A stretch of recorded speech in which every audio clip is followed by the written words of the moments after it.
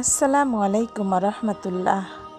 প্রিয় ভাই ও বোনেরা, আজকে আমি তোমাদেরকে শিখিয়ে দিব কোরআনের একটা আমল, যে আমলটি করলে তোমাদের পরীক্ষার রেজাল্টটা ভালো হবে। এই পরীক্ষার রেজাল্টটা ভালো করার জন্য এই আমলটি তোমরা অবশ্যই করতে পারো।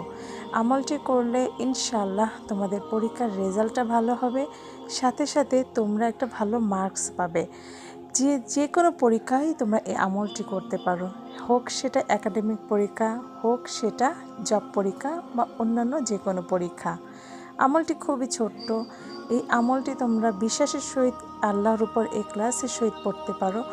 যাতে এখলাসের সহিত না পড়লে, বিশ্বাসের সহিত না পড়লে কিন্তু এই আমলে কাজ হবে না।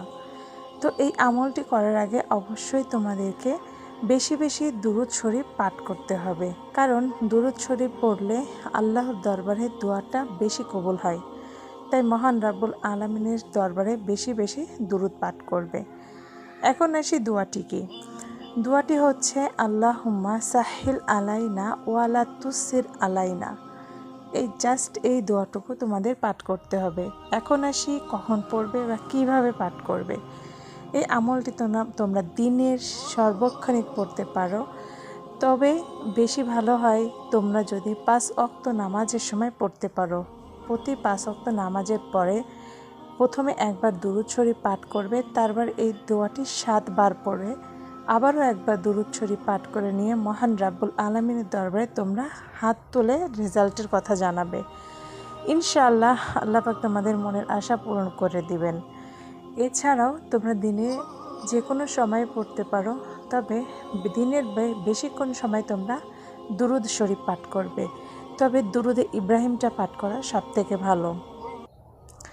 দুরূদে ইব্রাহিমটা হচ্ছে আল্লাহুম্মা সাল্লি আলা মুহাম্মাদি ওয়ালা আলি মুহাম্মাদ কামা সাল্লাইতা আলা ইব্রাহিম ওয়ালা আলি ইব্রাহিম ইন্নাকা হামিদুম মাজিদ। এই যে দুরূদটা রয়েছে, এই দুরূদটা তোমরা বেশি বেশি পাঠ করবে, কারণ দুরূদ শরীফ পাঠ করলে তার উপর আল্লাহ পাক 10টা করে রহমত নাজিল করেন। তাই বুঝতে পারছে যে একবার দুরূদ শরীফ পাঠ করলে তার উপর যদি 10 বার বা 10টা রহমত নাজিল হয়, তাহলে আমরা যদি বেশি বেশি দুরূদ শরীফ পাঠ করি তাহলে কতগুলো রহমত আমাদের উপর নাজিল হবে। সুবহানাল্লাহ। তো আজকের ভিডিওটি এই পর্যন্তই। আমি তোমাদের সুবিধার জন্য স্ক্রিনে দোয়াটি লিখে দিয়েছি, ওখান থেকে দেখে এবং মুখস্থ করে পড়তে পারো। তো ভিডিওটি ভালো লাগলে অবশ্যই লাইক, কমেন্ট ও সাবস্ক্রাইব করে পাশে থাকবে। আসসালামু আলাইকুম ওয়া রাহমাতুল্লাহি ওয়া বারাকাতুহু।